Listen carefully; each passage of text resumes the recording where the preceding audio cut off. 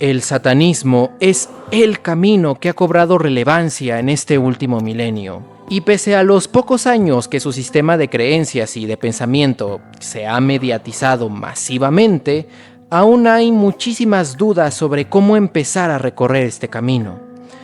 Tú y yo sabemos que existe una gigantesca diversidad de corrientes satánicas, cada una con sus propios textos y cosmogonías, pero todas se reconocen a sí mismas como ramas del satanismo. Así que, independientemente de cuál sea tu paradigma de interés, vamos a tratar de dibujar cómo es este tronco común, satánico, del que brotan todas esas ramas. Ayúdame compartiendo este video para que la llama negra se siga expandiendo. Y comenta qué paradigma del satanismo practicas, y desde ya muchísimas gracias y empecemos. Para facilitar navegar por este recorrido y si quieres revisar alguna sección en especial, vamos a dividir el video en bloques. Primero vamos muy brevemente a realizar un recorrido histórico revisando la evolución del mal. Después te presentaré algunos conceptos clave dentro del satanismo. Y finalmente un acercamiento sobre cómo funciona la magia y el ritual. No vamos a ahondar demasiado para ahorrar tiempo, pero te estaré dejando etiquetas a otros videos para complementar los temas conforme los vaya subiendo. Bien.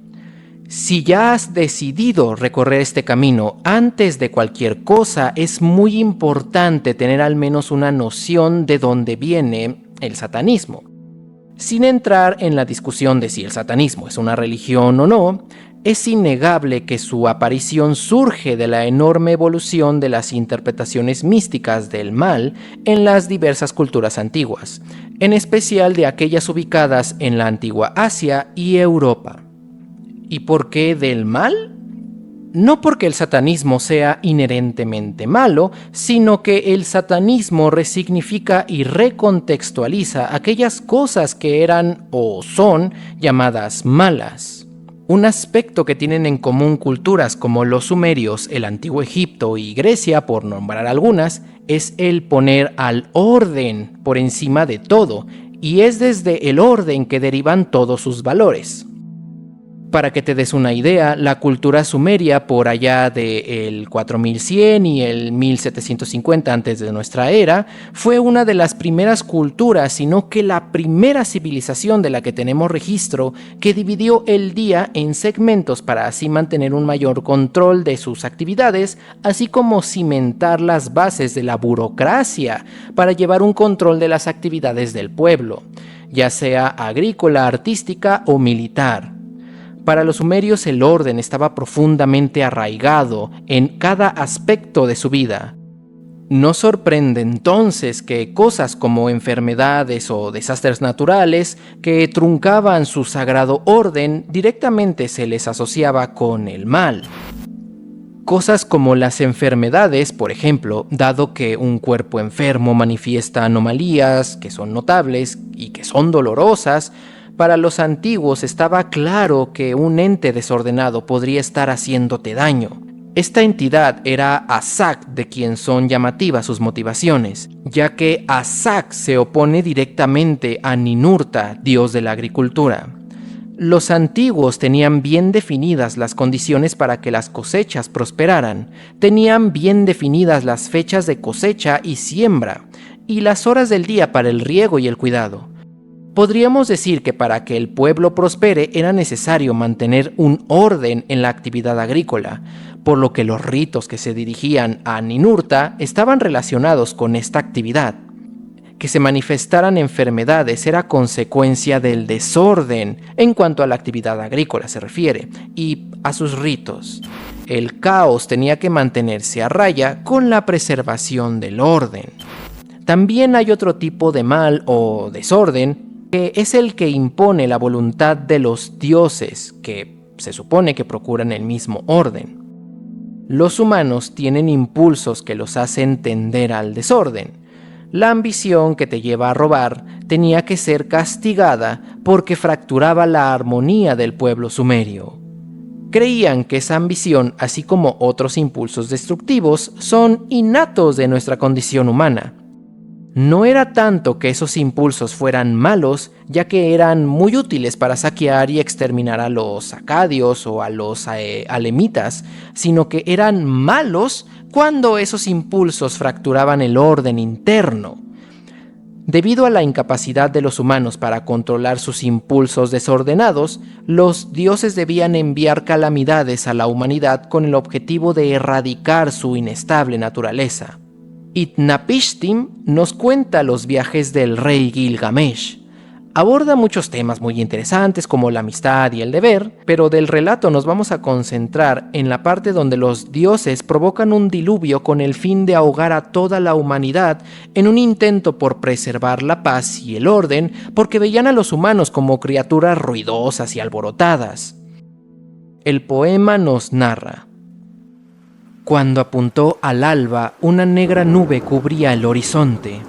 Dentro de ella, Abad tronaba, mientras Shalat y Hanish iban delante, corriendo como heraldos por lomas y llanos. Arragal arrancaba las estacas de los diques, y Ninurta decapitaba las aguas. Los Anunnakis levantaban las antorchas, incendiaron la tierra con sus llamas. A causa de Adad, la consternación llegaba al cielo, porque todo lo que había sido luz era negrura. No solo los sumerios entendían que los dioses se encontraban en la jerarquía más alta del orden, también en la cultura egipcia, por ejemplo, Ra es quien imparte el orden en el mundo utilizando la palabra. Al darle nombre a las cosas es que las iluminaba y las integraba a la Mat. Los egipcios tenían un nombre para la naturaleza del mal, Isfet, que es la representación de la injusticia, el desorden y el caos.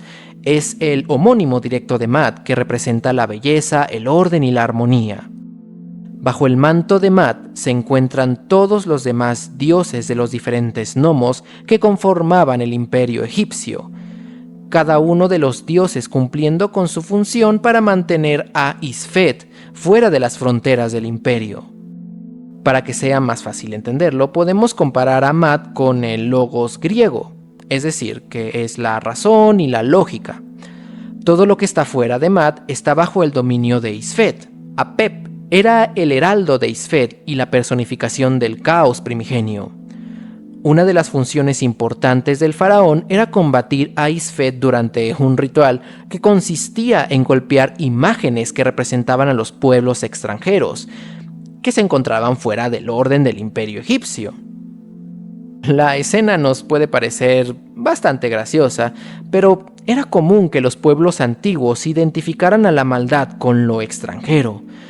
También hay que considerar que Egipto fue quizá el pueblo más religioso de toda la historia, por lo que este tipo de rituales tenían muchísimo poder para ellos.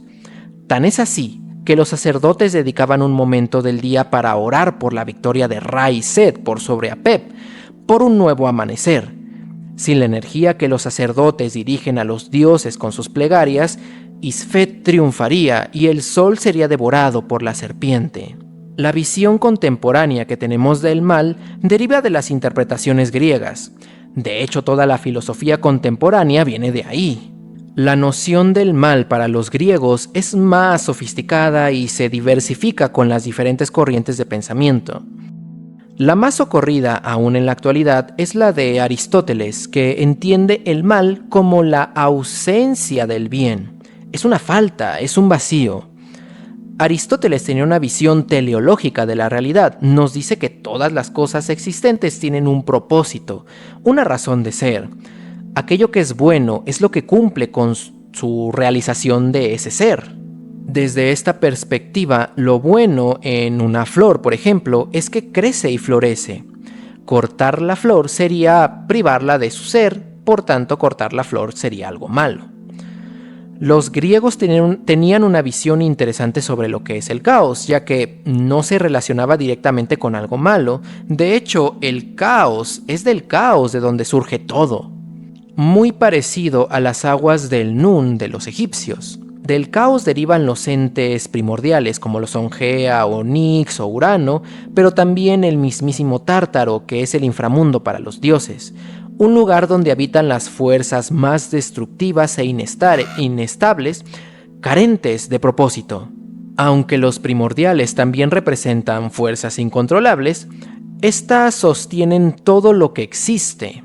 Urano, el espacio; Cronos, el tiempo; Gea, la materia o la tierra; y Nix, la noche, por nombrar algunas. En el Tártaro entonces encontramos todo eso que es innecesario o incluso atenta contra la existencia misma. Aún así, se entiende que ambos grupos de entidades provienen del caos, y el caos entonces está por encima de la jerarquía como el origen de todo. Caos no es ni bueno ni malo, simplemente es. Las acciones humanas estaban siempre influenciadas por las entidades que están por sobre nosotros, en mayor o menor medida por los dioses, pero rara vez los dioses se comunicaban directamente con nosotros, sino que tenían un intermediario al que Sócrates llamaba daemón. Todos nosotros tenemos un daemón único que nos acompaña y nos tienta a satisfacer nuestras necesidades más carnales y mundanas. Para los teurgos era importante entender este daemón para así identificar cuál no era el camino a seguir. Al fin de cuentas, lo que buscaban los teurgos era conectar con lo divino, así que comprender la naturaleza de ese intermediario, que es el daemón, era de suma importancia. De momento vamos a dejar de lado este tema para aterrizarlo mejor cuando hablemos sobre magia en un sentido más amplio. Para finalizar este bloque, vamos a hablar de dónde viene la noción del mal contemporáneo en la cultura occidental, el zoroastrismo y el cristianismo. Hemos hablado de culturas que comparten visiones dualistas del cosmos, orden y caos, y de esta visión es que derivan las categorías del bien y el mal. En el caso del zoroastrismo es un poco diferente, ya que se entiende que el bien y el mal son en sí fuerzas primordiales. Angra Mainyu representando la mentira, la oscuridad y el caos, y Ahura Mazda que representa la verdad, la luz y el orden. Si esto ya de por sí nos suena muy familiar, para la antigua persa todos podemos elegir libremente si hacemos el bien o el mal. El objetivo trascendental de la humanidad era seguir los preceptos de Ahura Mazda, quien nos protege y procura nuestro bienestar, y rechazar las tentaciones y mentiras de Angra Mainyu. Se creía que Mashia y Mashiana, quienes fueron la primera pareja, creada por Ahura Mazda, vivió en paz en los campos fértiles y prósperos iluminados por la luz de Ahura Mazda, hasta que escucharon los susurros de Angra Mainyu que los convenció de que era el creador, y que Ahura Mazda era su enemigo y un traidor. Por dudar del verdadero Señor y prestar oídos a las mentiras, fueron expulsados de ese paraíso y condenados a un mundo de lucha y dificultades, pero podrían vivir de nuevo en una existencia con sentido y dicha si se mantienen leales a Ahura Mazda, quien eventualmente derrotará a Angra Mainyu y purificaría al mundo. La cosmogonía que en gran medida influencia nuestra perspectiva actual de la realidad es el cristianismo. Similar al zoroastrismo, la cultura moderna acepta fácilmente la idea de que los animales humanos tenemos una esencia que tiende al bien o al mal, y es gracias a ese libre albedrío que optamos por una u otra. El cristianismo promueve la idea de que la esencia humana está manchada por el pecado y tiende a ser malvada por su naturaleza caída. Somos malvados por naturaleza y necesitamos de su Dios para purificarnos de ese mal que nos desvía del camino y alcanzar la salvación del alma. La Iglesia se proclamaba como la única representante de la voluntad de Dios en la tierra hasta que llegó el luteranismo. Fue por allá del siglo XVI, que si lo ponemos en perspectiva, pues es bastante reciente. La doctrina luterana establece que la autoridad no es de la Iglesia, sino que es de la Biblia en sí. Esta doctrina favoreció que la Biblia empezara a compartirse fuera de los templos con el propósito de que cada cristiano se relacione individualmente con su propia fe. El culto salió de las iglesias y se individualizó, lo que a la larga provocó también que lo bueno y lo malo se subjetivice. Ahora depende de ti determinar qué era lo bueno y qué era lo malo según tu relación personal con Dios.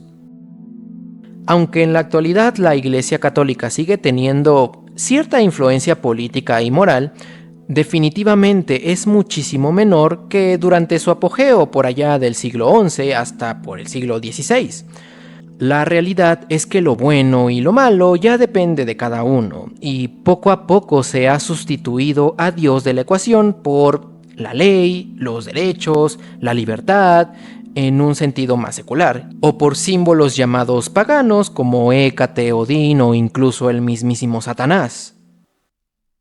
Es necesario tener al menos una noción de la evolución del mal y nuestra relación con él, tanto en un sentido cosmológico como moral, para entender mejor la postura del satanismo al adoptar a Satán, el opositor, como la figura central de nuestro sistema de creencias.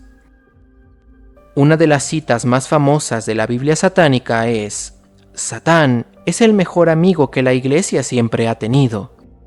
El pegamento social más efectivo para los pueblos es el tener un enemigo en común. Históricamente, ese enemigo siempre ha sido lo extranjero, lo diferente, lo que el orden no puede abarcar. La Bey nos pone el ejemplo de Satán, pero como lo revisamos a lo largo de la historia, el Satán para las diferentes culturas es aquello incontrolable, desordenado, pero sobre todo ajeno y extraño. Pues las deidades de las culturas antiguas cayeron al infierno y se convirtieron en demonios. Tenemos un panorama enorme gracias al conocimiento acumulado de toda la historia de la humanidad. Nos queda muy claro que los héroes para las culturas conquistadas pasan a ser los villanos bajo el nuevo orden. Max Stirner, que es uno de los jóvenes hegelianos, padre del anarco-individualismo, nos presenta un diagnóstico sobre el malestar de la idolatría al orden y quienes lo promueven. En su obra magna, El Único y su Propiedad, comienza diciéndonos: Dios, humanidad, la patria y demás se preocupan solo de su bien y no del nuestro.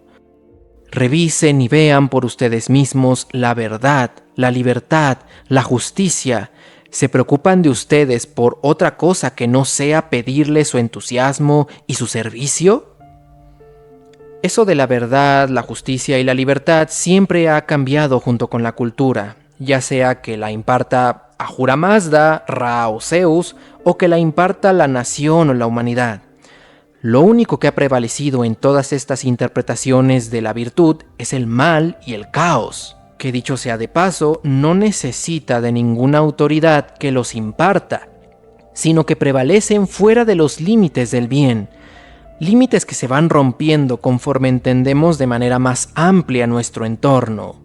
El satanismo hace mucha énfasis en la búsqueda constante por el conocimiento, pues es gracias a que ahora nos abrimos a conocer cómo viven y entienden el mundo los otros que podemos coexistir. De hecho, son las personas que están más ensimismadas en sus creencias las que deben hacer un mayor esfuerzo para tolerar a los otros. Se cierran al conocimiento refugiándose en la ilusión de sus verdades. Los musulmanes son gente violenta, los inmigrantes nos roban nuestra patria, los gays destruyen la sociedad, etc. Satán viene a romper con estos prejuicios personificándose como el espíritu del progreso con una actitud adversarial. A lo mejor no compartes la visión del templo satánico de Estados Unidos, lo menciono solo para dar mayor énfasis a esta aversión por lo que es diferente.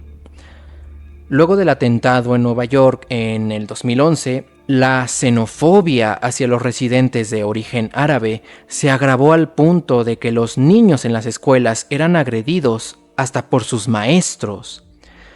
El templo satánico proporcionaba acompañamiento para esos niños, cuidándolos en el camino de la escuela a su casa y abriendo espacios de estudio que sean seguros para ellos. justamente porque entendían que los niños ni ningún residente árabe tenía culpa de lo que había ocurrido, sino que son personas valiosas como cualquier ciudadano americano. La implicación de este entendimiento de lo bueno como algo variable según el tiempo y la circunstancia, y de lo malo como incomprensible y caótico, repercute en lo que se entiende como verdadero. Si lo que prevalece es el caos y el cambio, ¿significa entonces que no hay verdades, no hay hechos objetivos? Estamos entrando en terreno muy fangoso. Si nos basáramos en lo que propone la Iglesia de Satán, que tiene un pensamiento más ortodoxo, te diría que, efectivamente, sí, la realidad es una. Los hechos son los hechos. Lo que varía son las interpretaciones sobre esos hechos. El sistema filosófico que instituyó la Iglesia de Satán se basa en gran medida en el pensamiento de Ayn Rand y el auge del individualismo en el 1950. Plantea que la realidad existe independientemente de las percepciones humanas. Lo que existe no depende de lo que las personas piensen o sientan al respecto, sino que es nuestra obligación conocer la realidad tal como es, sin intentar distorsionarla o ignorar ciertas partes para adoptarlas a nuestras creencias personales. La postura de Rand ha quedado bastante obsoleta en la actualidad. Si las interpretaciones de lo real cambian a lo largo del tiempo y parece ser que esa realidad nunca la llegamos a tocar con nuestras manos, entonces, ¿quién puede decir que conoce cabalmente lo que es real y determinar juicios de valor al respecto? El cristianismo, así como las otras culturas que se sabían a sí mismas como poseedoras de la verdad, creían también que habían alcanzado esa realidad última y se adjudicaban la autoridad de imponer un orden desde su interpretación. Es en parte por esta razón que la Iglesia de Satán es bastante cerrada. Basándonos en esta noción de que su satanismo es objetivamente verdadero, descalifican a otras cosmogonías. Vamos a desmenuzar a detalle el sistema de creencias del satanismo lavellano en otro momento. Volvamos a la cuestión ¿qué pasa con lo real, no? ¿Qué es eso verdadero? Corrientes satánicas como la del templo de Set adopta buena parte de la cosmogonía egipcia, afirmando que el dios Set es una de las muchas manifestaciones de Satán. El satanismo llamado anticósmico afirma lo mismo sobre otras deidades antiguas, o como mínimamente que participan de una batalla espiritual del mismo lado de Satán. Para el satanismo autodenominado tradicional, Satán es un espíritu que motiva la insurrección y la rebeldía contra el orden establecido. Sin duda son perspectivas muy diversas y, a diferencia del satanismo ortodoxo de la Iglesia de Satán, estas posturas no se imponen unas con otras, sino que coexisten entendiendo que son perspectivas variadas de la figura de Satán. Todo esto converge con una visión perspectivista de lo real, es decir, que efectivamente existe una realidad como lo propone la Iglesia de Satán, pero esta realidad se presenta de diferentes maneras y quien la interpreta lo hace desde una postura individual. Como ves, todas convergen también aceptando a Satán como el ente que se opone al orden. Donde divergen es en la manera de interpretarlo y relacionarse con él. Si nos hacemos conscientes de que nuestra interpretación efectivamente es única e individual, pero es eso, una interpretación desde cierto punto de vista, se vuelve necesario contrastar esa perspectiva para ampliar nuestra interpretación y acercarnos a lo real. La duda es la herramienta más poderosa para contrastar esa perspectiva, afirmando nuestra voluntad individual. Es que nadie duda de la misma forma que tú lo haces y nadie más que tu interpretación puede darle resolución a tus dudas. Es muy raro que encuentres satanistas que defiendan verdades reveladas, ya que la verdad es una barrera que nos limita a acercarnos a la realidad que está fuera de sus límites. Nos dice Nietzsche en su libro Así habló Zaratustra: Yo os digo, uno debe tener todavía caos en uno para poder dar a luz a una estrella danzarina. Yo os digo, vosotros tenéis todavía caos en vosotros. Bienaventurados son aquellos que conocen el dolor. Bienaventurados son aquellos que buscan su estrella propia en los confines de su oscuridad, donde el caos se convierte en danza. No es que cada quien tiene su verdad, sino que cada cual tiene un poco de caos. Tal como los dioses egipcios surgen del Nun, o los primordiales griegos surgen del caos primigenio, de nuestro caos interior surge el arte, los conceptos, las emociones y por supuesto la duda. Para finalizar este bloque, hay un concepto que se malentiende en todas las ramas del satanismo, y es el de la autodeificación. Es una cosa que suena muy sublime y quizá por eso nos perdemos en la emoción que nos genera, dejando de lado sus implicaciones. Antes tendríamos que tener una noción de lo que es la voluntad, una idea metafísica que se extrae de la cultura hinduista y no de la occidental. La voluntad es la fuerza que está detrás de toda manifestación fenoménica de lo real. O sea, que es el motor que hace que las cosas sean lo que son, así como sus transformaciones, creación, preservación y destrucción. Cuando nos referimos a la voluntad individual, estamos hablando de esa fuerza transformativa que nos dota de ser y hacer. Surge de circunstancias únicas como, decía muy bien Crowley, manifestándose en todo aquello que destruimos, creamos y amamos. Se ha dicho que la noción de voluntad del satanismo se inspira de conceptos telemitas, pero no es tan así, sino que coincide en parte con esta noción hinduista de la voluntad, convergiendo ampliamente con la llamada voluntad de poder de Nietzsche. Dice Nietzsche: algo vivo quiere antes que nada dar libre curso a su fuerza. La vida misma es voluntad de poder. La autoconservación es tan solo una de las consecuencias indirectas y más frecuentes de esto. En el pensamiento hindú se piensa que quien logre alcanzar la realidad última atravesando el velo de las apariencias podría volverse divino. Ese es el objetivo del trabajo mágico en el ocultismo, romper con ese velo. La manera en que en el satanismo se intenta hacerlo es con la afirmación de la voluntad, de tu yo. ¿Por qué? Como lo mencionaba antes, no hay verdades sino interpretaciones, y que la duda es un poderoso elemento afirmativo de la voluntad. Si volvemos lo suficientemente fuerte nuestra voluntad, asumiendo una postura adversarial, contrastando esa perspectiva única que todos tenemos, y con el autoconocimiento de las circunstancias desde las que formulamos nuestras interpretaciones, eventualmente lograremos romper con ese velo para así autodeificarnos. La manera en que podemos fortalecer nuestra voluntad es a través del trabajo mágico. La definición generalmente aceptada de magia es provocar cambios por medio de la voluntad. La primera vez que me senté a reflexionar sobre esto me pareció muy incongruente. ¿Usar la voluntad para fortalecer la propia voluntad? Eso es como que un castillo se construya a sí mismo. Es ilógico.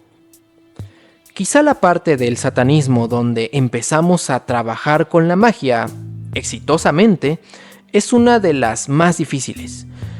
Muchos incluso se quedan en la parte racional y filosófica debido a lo complicado que es romper con lo aprendido y dejar de racionalizar todo para realizar un ritual. El satanismo se separa del humanismo o del ateísmo fáctico por el hecho de negar que todo debe ser explicado empíricamente, por negarse a la verdad como explicamos anteriormente. Como entidades con voluntad de poder, no estamos reducidos únicamente a nuestras características objetivas. La interacción de todos los sistemas y fuerzas que convergen en nosotros, tu sistema respiratorio, tu actividad mental, incluso el momento y el lugar en el que te encuentres, solo por mencionar una minúscula parte de lo que resulta en ese caos interno que cada uno de nosotros posee. Y es de ese caos del que nuestro espíritu se nutre. Cosas como el amor, la ira o la creatividad y la imaginación no se pueden meter en una tabla de Excel. Tus capacidades mágicas dependen de qué tanto puedes adentrarte en el caos para crear y transformar con tu voluntad. Me gusta poner de ejemplo el mito de Ra para explicarlo. Cuando Ra le ponía nombre a las cosas para dotarlas de existencia, lo que estaba haciendo era tomar una porción de caos y le daba identidad al ponerle nombre. En eso consiste el proceso de crear, es una actividad profundamente mágica. Un ejemplo muy concreto. En algún momento de la historia se pensaba que si frotábamos una piedrita de ámbar con un trozo de piel, despertabas a un elemental que absorbía el aire. Se suponía eso porque el ámbar se cargaba con energía estática y atraía pelucitas.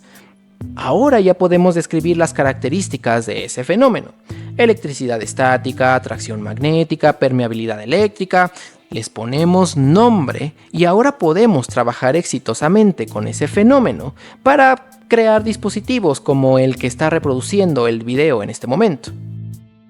No es en la explicación empírica donde reside el poder mágico, sino en el proceso para acercarnos a la realidad de los fenómenos que describimos y en la posibilidad de crear con ello. Es debido a esto que en el satanismo se trabaja mucho con los símbolos para que de alguna manera podamos nombrar esos fragmentos de caos que son innombrables.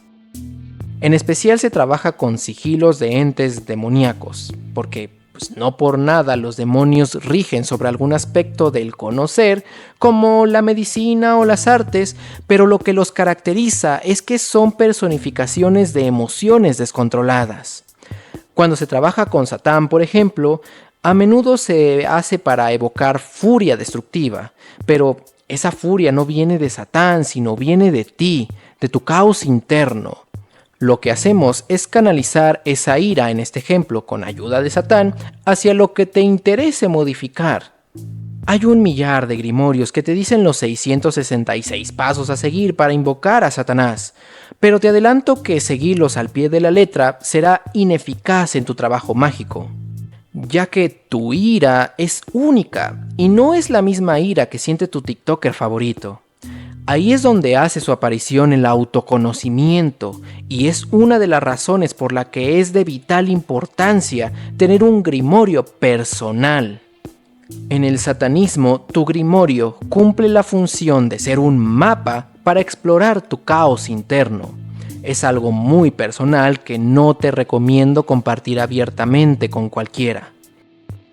La magia en el satanismo no es ni buena ni mala, no es negra ni blanca, sino que es tuya. Podríamos decir que sí, efectivamente es amoral en un sentido estricto, porque no está limitada por criterios comunes ni tampoco validada por alguna autoridad. Lo que sí hay que destacar es el factor de la confrontación dentro de la magia satánica. No me refiero necesariamente en un sentido violento, sino como un choque que tu voluntad debe superar para crear o transformar. No solo en ti hay voluntad y caos, también hay en todo lo que existe.